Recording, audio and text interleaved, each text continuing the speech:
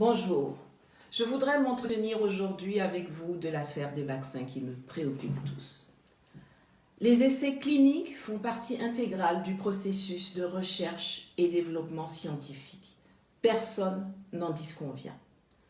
Le docteur Lort, vous savez, le monsieur avec les lunettes dans la fameuse interview de LCI, expliquait d'ailleurs que des essais avaient été entamés en Australie avec 4000 personnels soignants et que d'autres tests sont planifiés en Allemagne, en France, aux Pays-Bas, etc. Il n'y a rien à redire à cela. C'est d'ailleurs comme ça que ça doit se passer. Les chercheurs travaillent dans leur contexte. Je suis moi-même une aficionado de l'investissement massif dans la recherche et le développement et ça ne date pas d'hier. C'est inscrit dans notre projet de société depuis de longues années.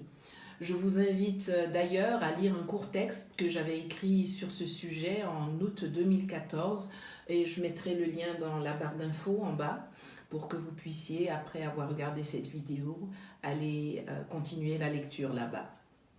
Ce qui est révoltant dans les propos tenus par Jean-Paul Mirat, au-delà du racisme patent qu'il laisse transparaître, c'est l'intention de nuire. Le BCG, c'est un vaccin qu'on connaît. Il a fait ses preuves dans la lutte contre la tuberculose. Il n'a pas fait disparaître complètement la maladie, mais il en a atténué les effets. Il a été administré systématiquement aux enfants et aux personnes exposées, les médecins, les soignants, les pompiers, etc., pendant des décennies et continue d'ailleurs d'être recommandé, même s'il n'est plus obligatoire depuis 2007. Les essais sur l'efficacité de l'utilisation du BCG contre le Covid-19 ont été donc lancés en Australie sur 4000 personnels soignants volontaires, informés, protégés et rétribués.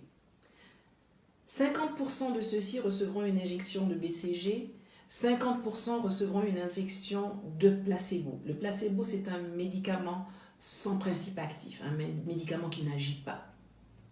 À la fin des essais cliniques, l'on pourra observer si le vaccin BCG a augmenté la résistance au coronavirus ou pas.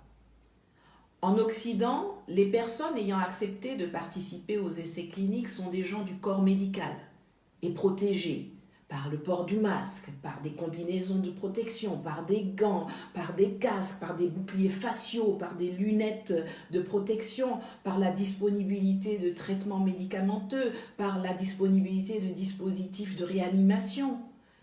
Ce qui est très important, surtout pour celles qui sont dans le groupe placebo, qui en réalité ne recevront pas de vaccin. Et c'est là que réside toute la perversité de la proposition de Mirat. Lui propose que les essais se déportent en Afrique et soient faits sur des populations vulnérables, non informées, sans protection, sans traitement, sans réanimation, en mettant volontairement en danger la vie des personnes concernées, surtout celles du groupe placebo africain qui seront exposées à la maladie, mises en contact avec des personnes atteintes du Covid-19 sans avoir les moyens de se protéger, comme cela est le cas pour les participants occidentaux aux essais. C'est non seulement éthiquement condamnable, mais c'est également criminel. Cela viole aussi les dispositions de la déclaration d'Helsinki sur les principes applicables à la recherche médicale impliquant des êtres humains, notamment en ses articles 19 et 20. Je vais vous les lire. Certains groupes ou personnes faisant l'objet de recherches sont particulièrement vulnérables et peuvent avoir une forte probabilité d'être abusés ou de subir un préjudice additionnel. Tous les groupes et personnes vulnérables devraient bénéficier d'une protection adaptée. Article 20. La recherche médicale impliquant un groupe vulnérable se justifie uniquement si elle répond aux besoins ou aux priorités sanitaires de ce groupe et qu'elle ne peut être effectuée sur un groupe non vulnérable. Et qu'elle ne peut être effectuée sur un groupe non vulnérable. En outre, ce groupe devrait bénéficier des connaissances, des pratiques ou interventions qui en résultent. C'est de cela dont il s'agit ici, dont il est question ici. que ce soit avec des essais cliniques sur la maladie du sommeil dans les années 50 ou sur le sida plus tard, les populations vulnérables d'Afrique, avec la complicité de dirigeants corrompus, ont payé le prix fort d'essais cliniques illégaux et immoraux. Concernant spécifiquement le Covid-19, l'Europe, l'Amérique et l'Asie sont les plus touchés depuis le début de l'épidémie. Rien, absolument rien, ne justifie que des tests soient conduits en Afrique. En attendant que les populations africaines se décident à se révolter contre les sous-préfets que l'Occident installe à la tête de nos pays, qui détournent allègrement l'argent qu'ils prétendent dédié à la santé pour aller eux-mêmes se faire soigner dans les cliniques occidentales dès qu'ils ont un petit bobo, une sciatique, un mal de dents. En attendant que les populations d'Afrique, que vous portiez au pouvoir des femmes et des hommes qui auront à cœur le bien-être des populations, l'investissement prioritaire dans la santé, dans l'école, dans l'agriculture, dans la recherche et le développement, des dirigeants qui vivront les réalités de leurs concitoyens sans avoir la possibilité de fuir quand ça les arrange.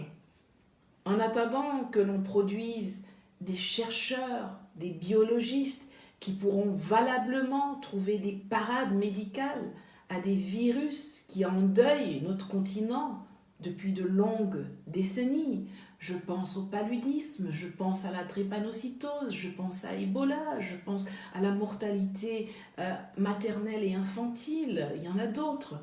Au lieu de produire des rebelles et des miliciens qui sont installés et célébrés comme modèle de réussite de la jeunesse africaine, en attendant que l'on équipe valablement nos hôpitaux, en attendant ce fameux jour, donc, il nous reste l'option d'acheter le vaccin sans pour autant avoir une quelconque obligation de servir de cobaye, de chair à canon bon marché à la science occidentale et à des Machiavel comme Jean-Paul Marat et leurs porte-voix africains. Maintenant, un dernier mot. S'émouvoir, dénoncer, c'est bien, mais dans le fond, ça ne change pas grand-chose si on n'agit pas. Pour tous ceux d'entre vous qui vivez dans des pays qui ont des élections prévues cette année en 2020, agissez. Allez vous inscrire sur les listes électorales. Allez voter pour des candidats comme Mamadou Koulibaly en Côte d'Ivoire, qui ont démontré leur volonté de rupture avec l'ordre établi actuel qui nous maintient dans une dépendance et dans une pauvreté indigne. Rupture avec le franc CFA, rupture avec l'hyperprésidentialisme, rupture avec le tutorat français, européen et occidental, rupture avec la France-Afrique, rupture avec le recours systématique à l'aide publique au développement. N'ayons pas peur, réveillons-nous. Notre nombre, c'est notre force. Moi, Nathalie Yam, seule, petite abeille, je pique, je démange, je dérange, à tel point qu'ils montent dans le collimateur. Vous en êtes les témoins. Mais imaginez l'effet d'un essaim d'abeilles, de centaines de milliers, de millions d'abeilles.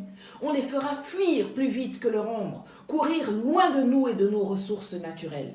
Et surtout, on leur inspirera leur respect. Imposons-leur cela. Imposons-nous cela. En attendant, bon week-end et que la liberté et la santé soient avec vous. Merci.